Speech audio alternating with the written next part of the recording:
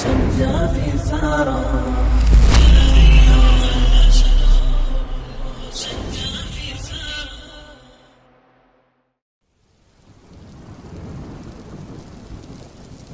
ولقد بعثنا في كل أمة رسولا أن اعبدوا الله واجتنبوا الطاغوت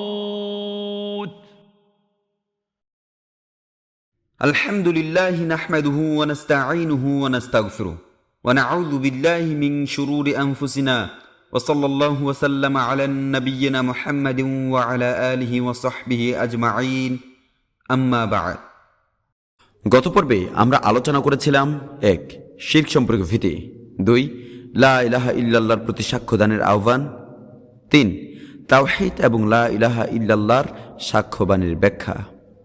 আর এই পর্বে আমরা আলোচনা করব ১ বালা মুসিবত দূর করা অথবা প্রতিরোধ করার উদ্দেশ্যে রিং, তাগা ইত্যাদি পরিধান করা শিরক, ২ ঝাড়ফুঁক ও তাবিজ কবচ প্রসঙ্গে, ৩ যে ব্যক্তি কোনো গাছ, পাথর প্রভৃতি দ্বারা বারাকাহ অর্জন করতে চায়। আজকে আমরা এই ৩টি বিষয় নিয়ে আলোচনা করব ইনশাআল্লাহ। এখন আমরা যে বিষয় নিয়ে আলোচনা করব তা হলো বালা মুসিবত দূর করা অথবা প্রতিরোধ করার উদ্দেশ্যে রিং, তাগা ইত্যাদি পরিধান করা শিরক। এই অধ্যায়ে তাওহীদের বর্ণনা শুরু হচ্ছে তার পরিপন্থী শিরকের বর্ণনার মাধ্যমে। সর্বজন বিদিত যে কোনো বস্তু সম্পর্কে জানার দুটি দিক রয়েছে, তার বাস্তবতাকে উপলব্ধি ও তার বিপরীত বিষয়কে জানা। ইমাম মুহাম্মদ বিন আব্দুল ওয়াহাব এইখানে তাওহীদের বিপরীত বিষয় অর্থাৎ শিরকে আকবরের বর্ণনা করেন। শিরকে আকবর তাওহীদকে সমূলে বিনাশ করে দেয় এবং যে এ মহাশিরকে পতিত হয় সে মিল্লাতে ইসলাম থেকে বের হয়ে যায়। বিশেষ আকীদা বিশ্বাস নিয়ে যা কিছু ঝুলানো হবে অথবা পড়া হবে সেটি এর অন্তর্ভুক্ত হবে, চাই সেটি বাড়িতে ব্যবহার করা হোক অথবা গাড়িতে অথবা ছোটদের শরীরে লাগানো হোক, এসব কিছু শিরকের অন্তর্ভুক্ত। আরবদের বিশ্বাস ছিল এগুলিতে উপকার হয়, আর এ বিশ্বাস হলো মারাত্মক, কেননা এতে বিশ্বাস করা হয় যে এ নগণ্য বস্তু নিশ্চয়ই আল্লাহ তাআলার নির্ধারিত তাকদীরকেও প্রতিহত করে। সুতরাং এই ধরনের বিশ্বাস ছোট শিরক কিভাবে হতে পারে, বরং তা বড় শিরক, কেননা এই বিশ্বাসের অন্তর সেগুলির সাথে সম্পৃক্ত এবং সেগুলিকে বিপদ আপদ উদ্ধার ও প্রতিহত করার কারণ বলে মনে করে। আল্লাহ সুবহানাহু ওয়া তাআলা বলেন, قل أفرأيتم ما تدعون من دون الله إن أرادني الله بضر هل هن كاشفات ضره أو أرادني برحمة هل هن ممسكات رحمته قل حسبي الله عليه يتوكل المتوكلون। হে রাসূল, আপনি বলে দিন, তোমরা কি মনে করো আল্লাহ যদি আমার কোনো ক্ষতি করতে চান তাহলে তোমরা আল্লাহ ব্যতীত যাদেরকে ডাকো তারা কি তার নির্ধারিত ক্ষতি হতে আমাকে রক্ষা করতে পারবে? অথবা তিনি আমার প্রতি অনুগ্রহ করতে চাইলে তারা কি তার অনুগ্রহ ঠেকাতে পারবে? সূরা জুমার আয়াত নম্বর 38। অর্থাৎ তোমরা স্বীকার করছো যে যিনি আকাশ ও পৃথিবী সৃষ্টি করেছেন তিনি আল্লাহ, এরপর আবার অন্য কিছুর ইবাদতে লিপ্ত হচ্ছ। কোরআন মাজিদের এইরূপী নীতি যে মুশরিকরা যে তাওহীদ রুবুবিয়া স্বীকৃতি দেয়, কোরআন তাদের ওই স্বীকৃতিকেই তাদের বিরুদ্ধে পেশ করে ইবাদতের তাওহীদকে সাব্যস্ত করে, যে তাওহীদকে তারা অস্বীকার করে থাকে। তাদউন শব্দটিতে দুআ দুই অর্থে ব্যবহৃত, প্রার্থনামূলক, ইবাদতমূলক, আর মুশরিকদের দোয়াতে এই দুই প্রকারে বিদ্যমান।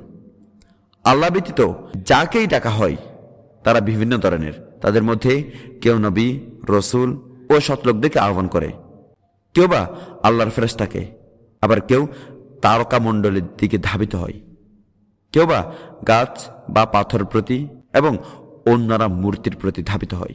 সাহাবী ইমরান বিন হুসাইন রাদিয়াল্লাহু তাআলা আনহু থেকে বর্ণিত হয়েছে, নবীজি সাল্লাল্লাহু আলাইহি ওয়াসাল্লাম এক ব্যক্তির হাতে একটি পিতলের বালা দেখতে পেলেন। তিনি বললেন, এটা কি? লোকটি বলল, এটা দুর্বলতা দূর করার জন্য দেয়া হয়েছে।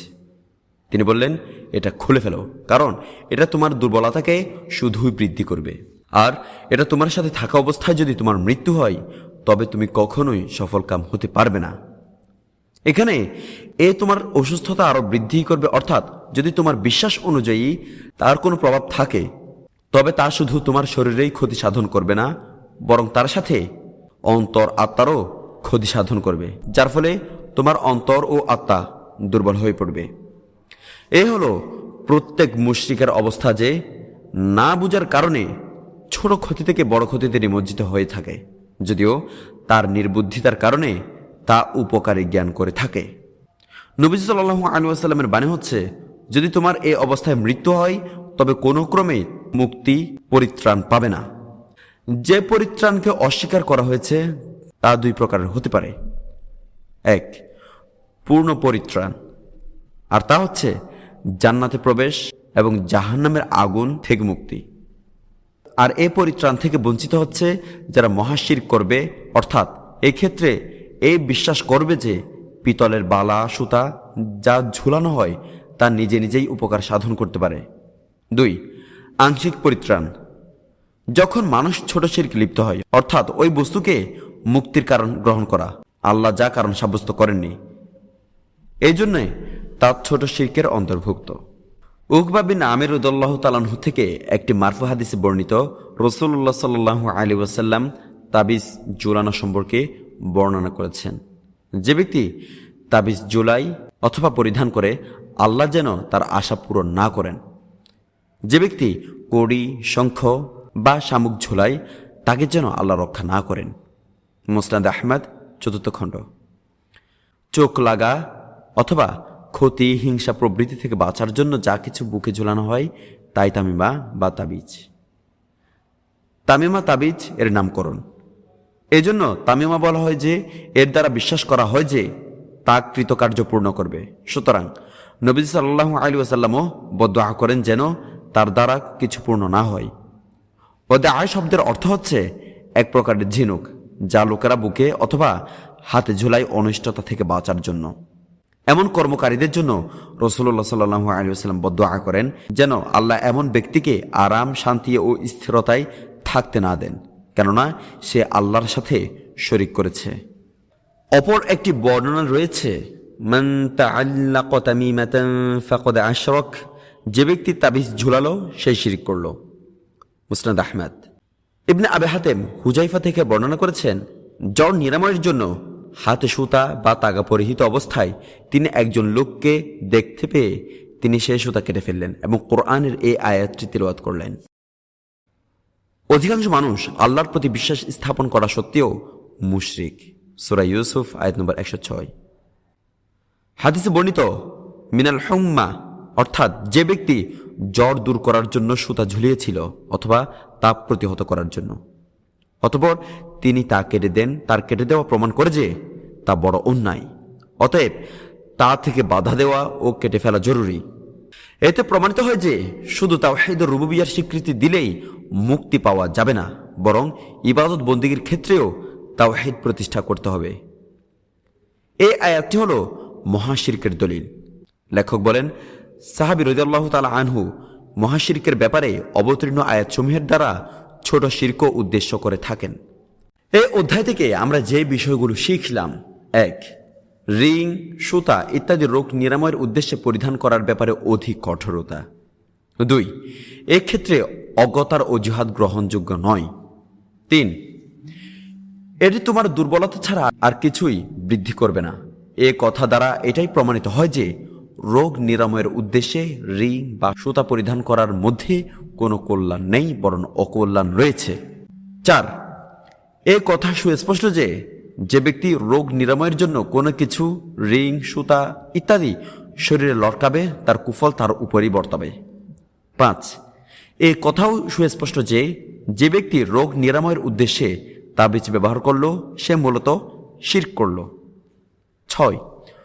জ্বর নিরাময়ের জন্য সুতা পরিধান করাও শিরকের অন্তর্ভুক্ত। 7. নজর বা চোখ লাগা থেকে আরোগ্য লাভ করার জন্য শামুক, কড়ি, শঙ্খ ইত্যাদি লটকানো বা পরিধান করাও শিরকের অন্তর্ভুক্ত। এখন আমরা আলোচনা করব ঝাড়ফুঁক ও তাবিজ কবচ প্রসঙ্গে। এ অধ্যায়ে ঝাড়ফুঁকের বিধান বর্ণনা করা হয়েছে। ঝাড়ফুঁক হচ্ছে এমন সব দোয়া যা পরে ফুঁক দেওয়া হয়। কোনটি শরীরে ক্রিয়া করে, আবার কোনটি রুহে ক্রিয়া করে। কোনটি জায়েজ, আবার কোনটি শিরক। শিরক মুক্ত ঝাড়ফুঁক জায়েজ। নবীজি সাল্লাল্লাহু আলাইহি ওয়াসাল্লাম বলেন, যে ঝাড়ফুঁকে শিরক নেই তাতে কোনো দোষ নেই। শিরকযুক্ত ঝাড়ফুঁকে আল্লাহ ছাড়া অন্যের নিকট আশ্রয় চাওয়া হয় অথবা ফরিয়াদ করা হয়, অথবা তাতে থাকে কোনো শয়তানের নাম, অথবা এই ধরনের বিশ্বাস রাখা হয় যে খোদ ঝাড়ফুঁকি ক্রিয়া করবে। তখন এই ধরনের ঝাড়ফুঁক নাজায়েজ হবে ও তা শিরকি ঝাড়ফুঁকের অন্তর্ভুক্ত হবে। আবু বাসির আনসারী রাদিয়াল্লাহু তাআলা আনহু থেকে সহিহ হাদিসে বর্ণিত, তিনি একবার রাসূলুল্লাহ সাল্লাল্লাহু আলাইহি ওয়াসাল্লাম এর সফর সঙ্গী ছিলেন। এই সফরে রাসূলুল্লাহ সাল্লাল্লাহু আলাইহি ওয়াসাল্লাম একটি নির্দিষ্ট এলাকায় একজন দূত পাঠালেন। এর উদ্দেশ্য ছিল উটের গলায় যেন ধনুকের কোনো রজ্জু লটকানো না থাকে, অথবা এই জাতীয় রজ্জু যেন কেটে ফেলা হয়। সহিহ বুখারী। আরবদের বিশ্বাস ছিল এই ধরনের মালা জীবজন্তুকে চোখ লাগানো থেকে রক্ষা করে, তাই এটি কেটে ফেলার নির্দেশ দেওয়া হয়েছে। আব্দুল্লাহ ইবনে মাসউদ রাদিয়াল্লাহু তাআলা থেকে বর্ণিত আছে, তিনি বলেন, আমি রাসূলুল্লাহ সাল্লাল্লাহু আলাইহি ওয়াসাল্লামকে এই কথা বলতে শুনেছি যে নিশ্চয়ই ঝাড়ফুঁক, তাবিজ ও পরস্পর প্রেম ভালোবাসা সৃষ্টির জন্য কোনো কিছু তৈরি করা শিরক। মুসনাদ আহমদ। হাদিসে সকল প্রকার ঝাড়ফুঁক, তাবিজ ও প্রেম ভালোবাসা সৃষ্টির জন্য কোনো কিছু তৈরি করা শিরক বলে গণ্য করা হয়েছে, কিন্তু শিরক মুক্ত ঝাড়ফুঁক জায়েজ। কেননা হাদিসে আছে, শিরক না হওয়া পর্যন্ত ঝাড়ফুঁকে কোনো দোষ নেই। এছাড়া নবীজি সাল্লাল্লাহু আলাইহি ওয়াসাল্লাম নিজে ঝাড়ফুঁক করেছেন। অতএব দলিলে প্রমাণ করে যে প্রত্যেক প্রকার ঝাড়ফুঁক শিরক নয়। শাইখ ব্যাখ্যা দেন যে নিশ্চয় এটি এমন জিনিস যা তারা তৈরি করে এবং ধারণা করে থাকে যে এটি স্বামী স্ত্রীর মধ্যে পরস্পর ভালোবাসা সৃষ্টি করে। অতএব এটি জাদুর এক প্রকার।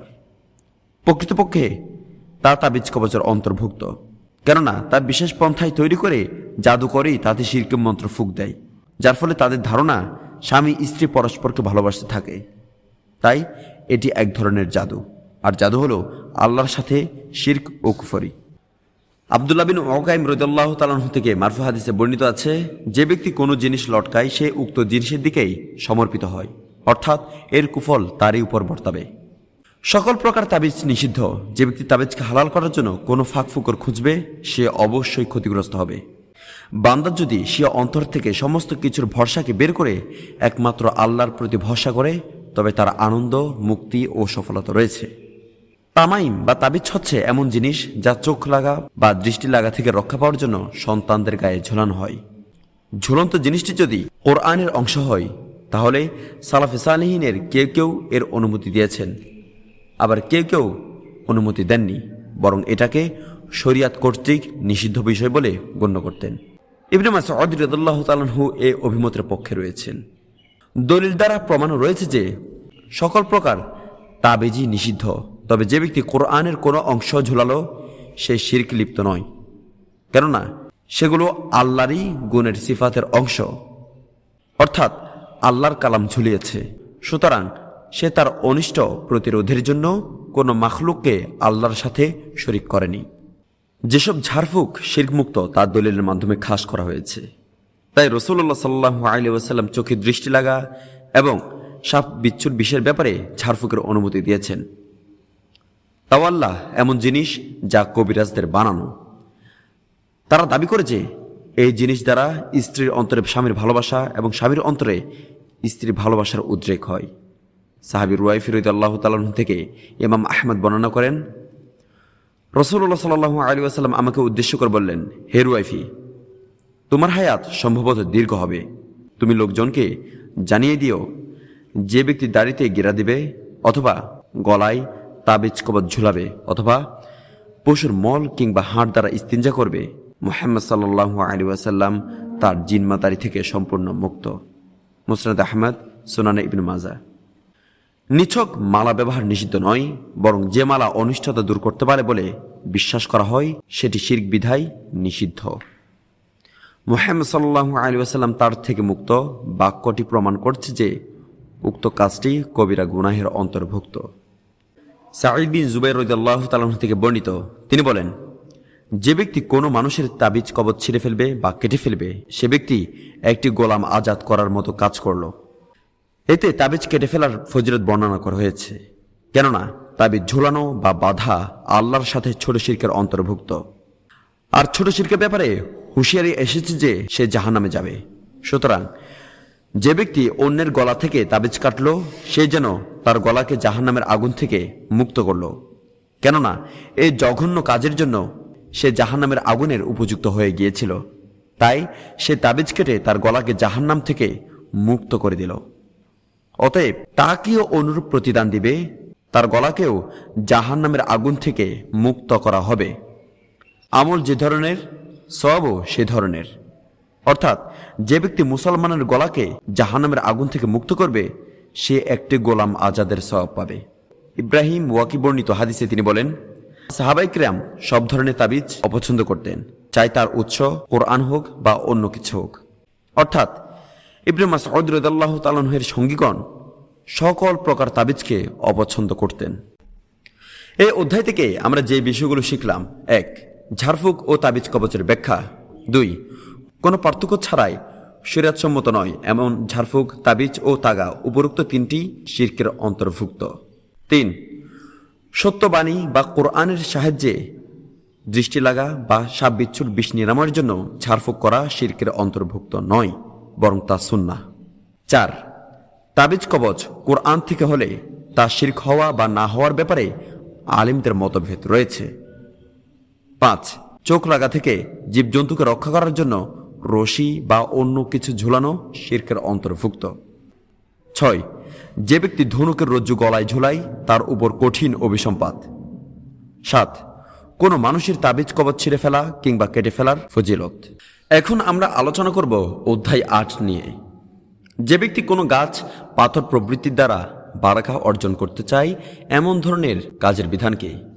উত্তর: বারাকা হচ্ছে কল্যাণের আধিক্য, স্থায়িত্ব ও অবিচ্ছিন্ন হওয়া। কোরআন ও হাদিস থেকে সাব্যস্ত হলেও একমাত্র আল্লাহ সুবহানাহু ওয়া তাআলাই বারাকা দিয়ে থাকেন, আর সৃষ্টির মধ্যে একে অপরকে বারাকা দিতে পারে না। আল্লাহ সুবহানাহু ওয়া তাআলা বলেন, تبارك الذي نزل الفرقان على عبده ليكون للعالمين نذيرا। বরকতময় ওই সত্তা যিনি তার বান্দার প্রতি ফুরকান অবতীর্ণ করেছেন। সূরা ফুরকান আয়াত নম্বর 1। অর্থাৎ ওই সত্তার কল্যাণসমূহ সুমহান, প্রচুর ও স্থায়ী, যিনি তার বান্দার প্রতি কোরআন অবতীর্ণ করেন।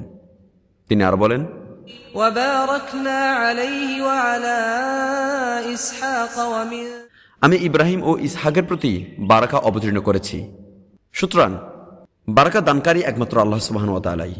অতএব কোনো সৃষ্টির জন্য এ বলা বৈধ হবে না যে আমি অমুক বস্তুতে বারাকা দিয়েছি, অথবা আমি তোমাদের কাজকে বরকতময় করব, অথবা তোমাদের আগমন বরকতময়। যেহেতু কল্যাণের আধিক্য, স্থায়িত্ব ও অবিচ্ছিন্ন হওয়া তারই পক্ষ থেকে, যার হাতে সমস্ত কিছুর ইখতিয়ার। পবিত্র কোরআন ও হাদিসে প্রমাণিত হয় যে আল্লাহ বস্তুর মধ্যে যে বারাকা দিয়েছেন তা হয় স্থান অথবা সময়ের মধ্যে বা মানুষের মধ্যে। প্রথম প্রকার, যেমন বাইতুল্লাহ, বাইতুল মাকদিস ইত্যাদি, এই সকল স্থানে অফুরন্ত ও স্থায়ী কল্যাণ আছে। এর অর্থ এই নয় যে এইগুলোর মাটি ও দেয়াল অর্জন করতে হবে। এমনিভাবে হাজার আসওয়াদ বা কালো পাথরও একটি বারাকামণ্ডিত পাথর। যে ব্যক্তি এটি ইবাদতমূলক এবং অনুসরণমূলক চুম্বন করবে, সে রাসূলুল্লাহ সাল্লাল্লাহু আলাইহি ওয়াসাল্লাম এর আনুগত্যের বারাকা লাভ করবে। উমর রাদিয়াল্লাহু তাআলা আনহু কালো পাথর চুম্বন দেওয়ার সময় বলেন, নিশ্চয় আমি জানি তুমি একটি পাথর, উপকারও করতে পারবে না, অনিষ্টও করতে পারবে না। অপরদিকে স্থানের বরকতের উদাহরণ হল রমজান মাস ও আল্লাহর মহিমান্বিত কতগুলি দিবস। এই সকল দিন ও স্থানের নিজস্ব কোনো বারাকা নেই, বরং বারাকা আছে এগুলোর ইবাদত, বন্দেগী ও ফজিলতে, যা অন্য কোনো সময়ে নেই।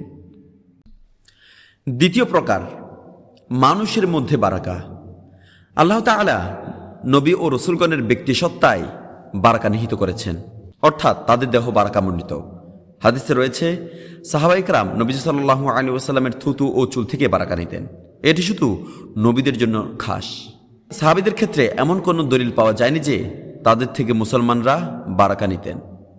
সাহাবী ও তাবেঈগণ খলিফা থেকে এই ধরনের কোনো বারাকা নিতেন না। এমনকি নবীর পর সর্বশ্রেষ্ঠ ব্যক্তি আবু বকর রাদিয়াল্লাহু তাআলা আনহু থেকেও অন্য কোনো সাহাবীরা বারাকা নিতেন না।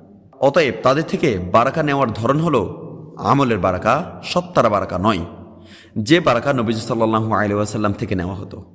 অতএব আমরা বলবো প্রত্যেক মুসলমানেরই বারাকা রয়েছে, কিন্তু তা সত্তার বারাকা নয়, বরং তাদের আমলের বারাকা, তাদের ইসলাম, ঈমান, ইয়াকিন ও নবীর অনুসরণের বারাকা।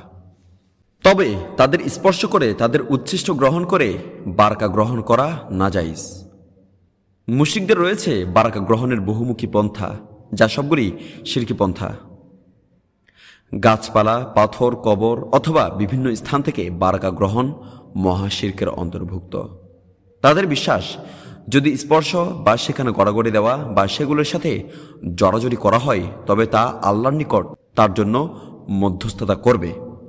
আল্লাহ সুবহানাহু ওয়া তাআলা বলেন, ألا لله الدين الخالص والذين اتخذوا من دونه أولياء ما نعبدهم إلا ليقربونا إلى الله زلفى।